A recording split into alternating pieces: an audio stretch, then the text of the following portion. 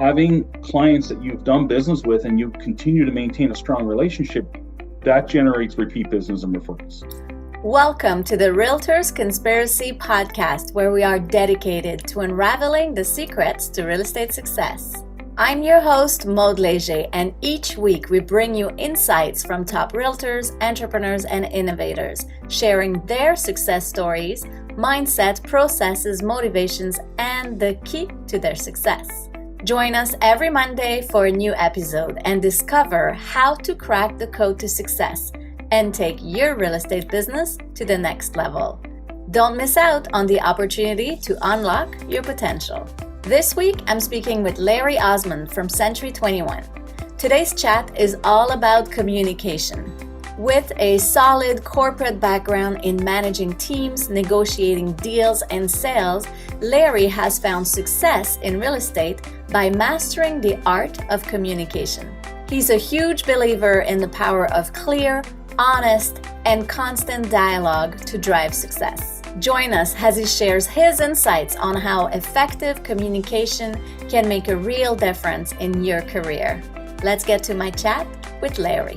This podcast is sponsored by Sold Right Away, the experts in real estate marketing. You work hard selling real estate, we work hard selling you. From listings to branding, Sold Right Away has you covered. For all your real estate marketing needs, visit soldrightaway.com. Hi Larry, thanks for joining us on the episode today. Tell us, what is the key to your success? Hi Mo, thanks for having me. I think the number one thing for me is relationship and communication. There were two things, I guess. Strong relationships with my clients, built around trust, and I'm a firm believer in communication. You got to tell people what's going on all the time, the good, the bad, the ugly. You always got to have those conversations and be open, and don't leave your customers wondering where they stand or what's going on. Wow, I love that. Tell us more, because your branding is all about your newsletter, your communication. So tell us a little bit more. What do you mean when you don't let someone hanging or not know what's going on? Yeah, I mean, my newsletter obviously is something that I take a lot of pride in the sense that it's very community centric as opposed to being like the 30,000 foot view of real estate. I do it from the ground up so people can see what's actually happening in their neighborhood, and it's not necessarily built around if you're looking to sell your house. It's more so that people can understand where they stand with their own personal equity in the sense of their homes, how much their home is worth, or what homes in their neighborhood are selling for, or what's happening in their neighborhood. We all have this perception in our head. We all think we have a fantastic home. We all think our neighborhoods sell better than everywhere else, but do we really know? And this tells you what's going on, so you can push back the noise you hear from the media about everything happening in real estate, which is really a national or a provincial kind of overview, and you can actually see what's going on in your neighborhood. So from my newsletter perspective, my market updates, that's all about communicating with people and letting them know what's happening in their own backyard. And that's just started that whole communication process. Yeah, that's very cool. When you think about your business so far, what's the most impactful thing that you've implemented that brought you success? Is it the newsletter or? I wouldn't say it's the newsletter. The newsletter kind of opens doors with people because it gives them a different perspective. And I don't use the newsletter as something like, I don't harp on people all the time or overcrowd people. I provide people information. I provide people access, and I'm available to them. I don't hound them every couple of weeks or months, calling them all the time with frivolous nonsense conversations about stuff. I mean, I talk to people what's real. I call people and see how they're doing or anything I can do for them. And I keep it real. It's, and that's allowed me to build stronger relationships with people. I'm not called with a hidden agenda of real estate. When people are ready to buy or sell, hopefully I've built up enough, trust with people and enough of a relationship with people that when they do think of real estate, they think of me. But I don't want them to feel that every conversation that we have has to be based on real estate. Yeah, I totally get that. What's the one thing that you've learned that you have to do in your business to be successful? Like your non-negotiable? You got to be honest with people. Okay. A lot of people out there like to skate around things, not tell them what's what. You need to be honest with people. You got to own what you do.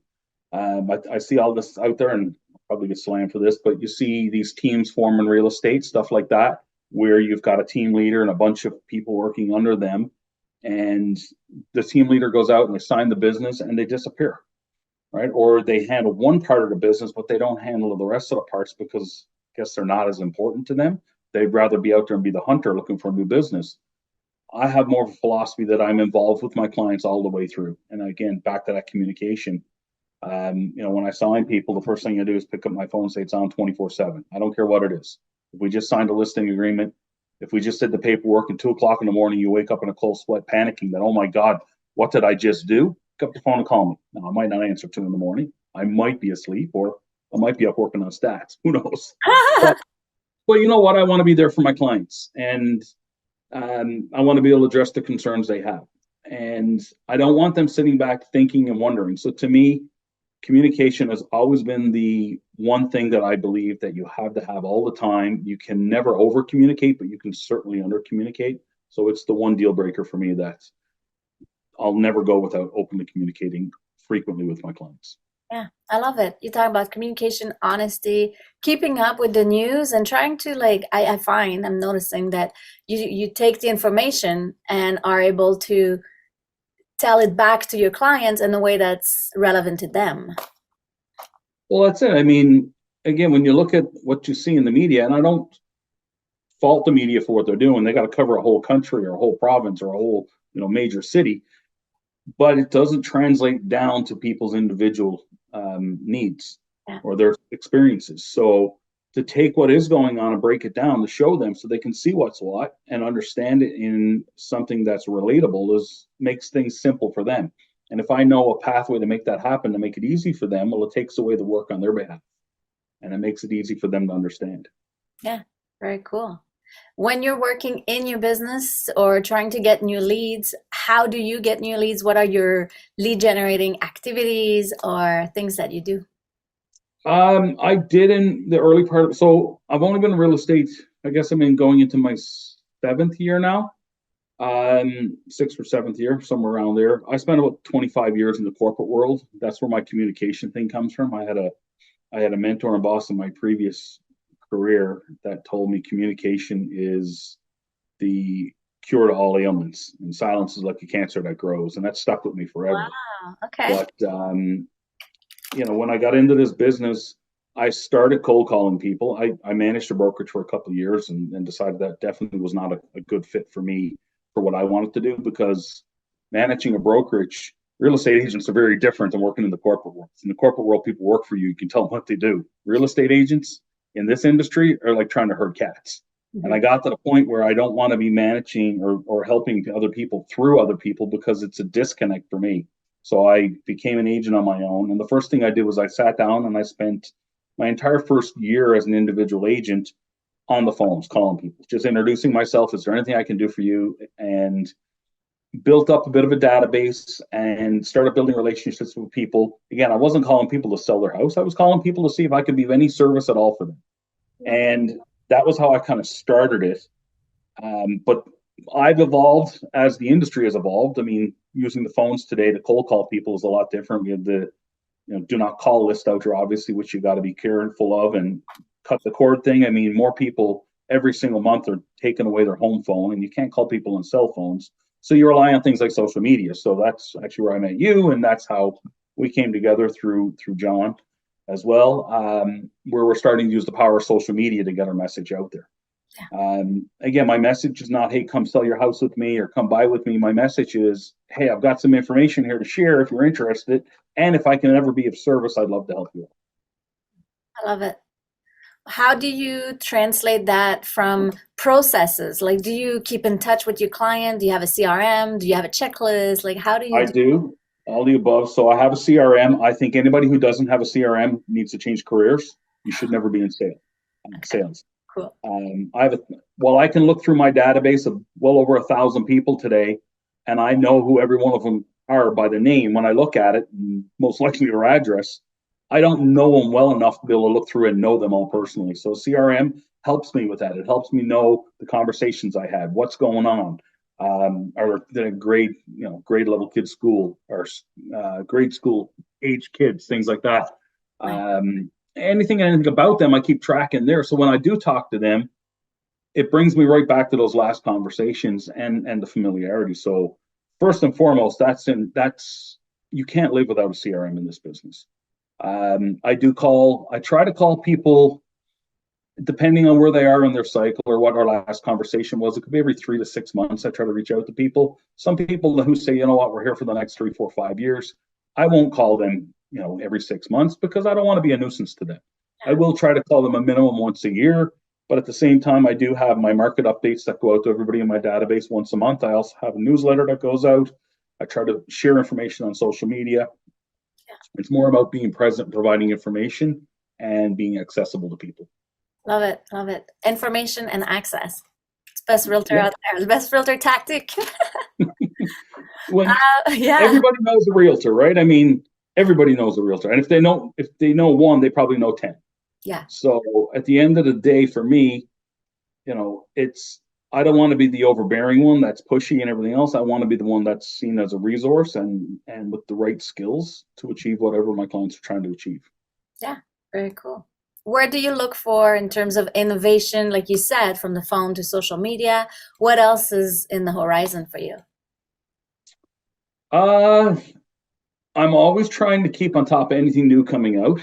This is a different industry for sure. There's a lot of coaching programs and things like that out there that target this industry. Yeah. A lot of them, I think, are just a waste of money. I mean, it really comes down to the individual themselves doing the work that needs to be done. From a marketing perspective, again, I don't want to be the pushy person.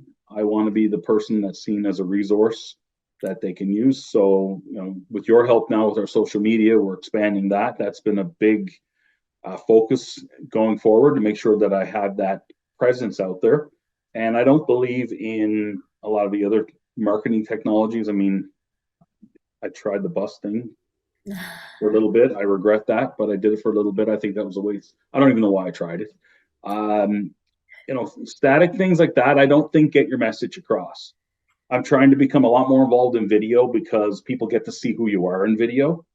I try to be real with people all the time. When I first got into this business, I wear my suit and my tie and everything else, and I go out, just like I came from the boardroom, and I'd show up. I'm like, the people I'm meeting with are in jeans or track pants or whatever else, and you almost make them feel uncomfortable. So I've taken a very different approach from that perspective. When I go out to see people, I'm a lot more casual in how I do it. Again, from the resource side, I'm very techie. So my presentations, my CMAs are all interactive. I send them electronically to people so that they can go back and refer to them over and over again. And I actually keep them updated. So if I do a CMA today, in 30 days from now, if they go back and look at it again, it'll actually be updated with all the information that's happened in the last 30 days. So they're always seeing something that's relevant to them and not something that's stale dated. Yeah, that's very cool. That stands out to them. They'll remember that. Yeah. And they have access to it at any time going forward then. Smart. Very cool. They would love that. Tell us a little bit more. You said real estate is a different industry than where you come from. What else did you bring that was valuable for you as a realtor? So I was a sales manager, director, sales business development person in my last industry. So I had a lot of people that worked under me. So I was actually the person that helped other people. So to go out and make sales and things like that. So coming into this business, I went from working in the boardrooms. I mean, I worked on clients at Coca-Cola, Home Depot, Amazon, places like that. These big multinational global companies. Those are companies that were my client base. And to come over to this industry, and now you're sitting at the kitchen table with people and you're talking about something that, it might not be a $20 million deal you're working on, but it's everything to these people. It's and the emotional attachment, the emotional side of it. For me, that I had a little bit of a struggle in the beginning because I was all business and this industry is all emotion. So you got to help people separate a bit just so they can make informed decisions. Yeah, totally. So coming over, I mean, I brought a strong business background, strong negotiating skills, things like that, because I had done it for 20 plus years. So I'm not a real estate agent that came out of some job that, looked at real estate and said, hey, there's a great opportunity to make money. I actually came from a sales background, a marketing background. and I had those skill sets already established when I came over. I had to actually, you know, dial myself back a little bit because I'm sat down and we're going to do this, and this, and you're overwhelming people because they're not used to that. Yeah. So having that skill set definitely helps me when I'm dealing with agents and I'm negotiating and I know how to put the marketing strategy and all that stuff together. I know how to sell a home. I had to get more personalized. And even my wife would say to me that, if you came into our house the way you're doing this, I wouldn't hire you. So it made me take a step back and look at it and then realize that you got to adapt how you deal with people, and you got to be personable. And that was the part where I was going in like a warrior to win the deal, as opposed to going in and helping people get the best deal for them. And that was my goal all along. I just had to make sure that I had to make us a team, I guess was the thing, right? So even though I'm working for the client, we're a team. We got to be on the same page to make sure that we're going to achieve the best possible outcome. That's a huge learning. Yeah, huge. Yeah, it was different for me because 25 years working in the corporate world, I thought one way, and those skills will always be immensely important to me.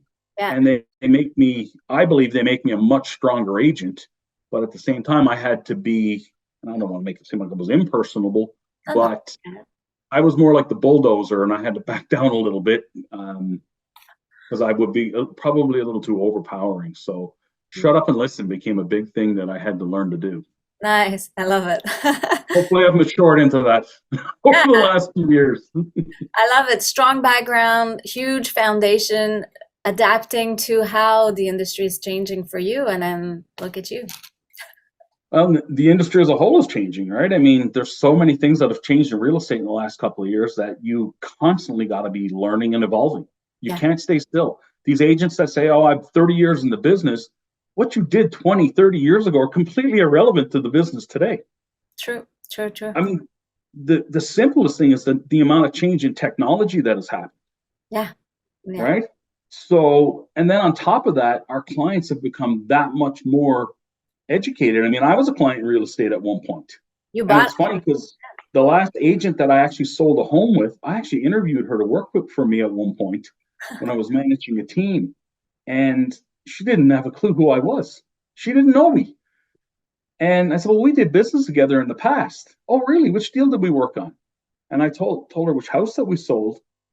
And she was like, oh, I thought I did the deal with this agent. I said, yeah, you were my listing agent. She didn't remember that. That's like, so I look at that and that was one thing that I promised myself that I would never be. Every one of my clients know who I am. Like every one of my clients, I consider them almost friends. Like, yeah, I still maintain every single deal I've ever done. I still communicate with those clients all the time. Call them up. How you doing? How's the baby? How's the family? How's the cottage life going for you? How's this happening? Nice. Because, and they actually still reach out to me. And a lot of them are not going to be repeat clients because they've moved away, things like that. But I've built a friendship with these people now, and we've become a part of each other's lives. And while we don't hang out every single Friday night, I still maintain a relationship with them going forward.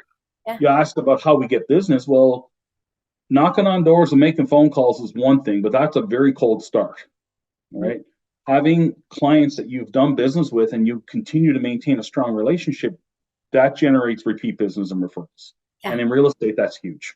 Yeah. And that's huge that you say maybe if they move away, some other realtor would have cut that relationship, but because you had that friendship, that connection, you keep it. So it's a benefit for you. It feels good for them. And absolutely. You may get referrals because if now they still know people who live here and they might. Yeah. Right. So if I've done, and again, I never have an ulterior motive to what I'm trying to do. Yeah. I don't have the brain power to keep up with all these different things. So for me, just be genuine and then it'll come back to you in the long run. Love it. Love it. Love it. Very cool. On this note, are you ready for rapid fire questions? Let's give it a shot. Let's give it a shot. All right. Let me pull that up here. Okay. What's the best marketing strategy for you? Oh God, the best marketing strategy. That's a tough one. I think right now today it's got to be like to get new business. you need to create visual opportunities for people through things like social media. So our videos that we're doing and things like that are just little glimpses into who we are. Like I obviously have John I work with. Yeah. They're not necessarily about telling people to clean their gutters out in the fall. They're more about people getting a glimpse of who we are. So I think people getting to see who we are and what we're all about and the reality of who we are is probably one of the strongest marketing strategies out there today. And I think it's more of a genuine strategy. Yeah, love it. What's the People like best? to deal with people. Yeah, true. What's the best social media tactic for real estate growth? Again, I think video today Yeah, and keeping it real. love Right. it. Again, I don't show up in a three-piece suit trying to look like I'm selling Trump Tower or something like that. I shouldn't use that one. I don't want to come off as being this pompous ass who's out here doing whatever. I want to come off as being a real person because in reality, I buy and sell real estate myself. Yeah, Right. So I experience it myself, and I want to be able to make sure people understand who I am as a person, and hopefully they see there's a connection there that they feel comfortable working with me. love it. What's the most effective social media platform for you? I still think it's Facebook. Okay. Right. TikTok has been, I use TikTok for different things. I try to incorporate real estate, but my success there has come from something else that I won't, it's not Ontario real estate. Love it. Okay. Your must-have tech tool. You're very techy. My must-have tech tool. I can't live without my laptop. Everything's on that. I still haven't been able to convert over to being a phone-only person. Okay. So everywhere I go, I got my laptop. That's I do everything on that. nice. Your advice for new realtor. Stop looking for a silver bullet. Do the work. Wow. It doesn't come easy. Nice. It does not come easy. First thing you do is call every single person you know and tell them you're in real estate, and don't be shy. Mm. And then just keep talking to people. I mean, for the first 2 years I was in this business, I wore a name tag. And I was shocked how many people, because it said Century 21 on it, how many people looked at it and said, "Oh, you're in real estate?" "Yeah, I am." "How?" And what do you think the first question people say? "How's the market?" Nice. Right? It's like a go-to default question when you know someone's in real estate. It started unbelievable amount of conversations with people. Nice. So don't be afraid to talk to people and make sure everybody in your sphere, everybody you know, knows you're in real estate. Nice. What's your top income generating activity? That's a tough one, I guess.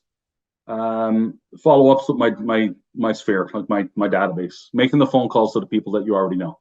Okay. What is a non-income generating activity that every realtor should drop? Should drop? Yeah, a non-generating income activity. I don't know.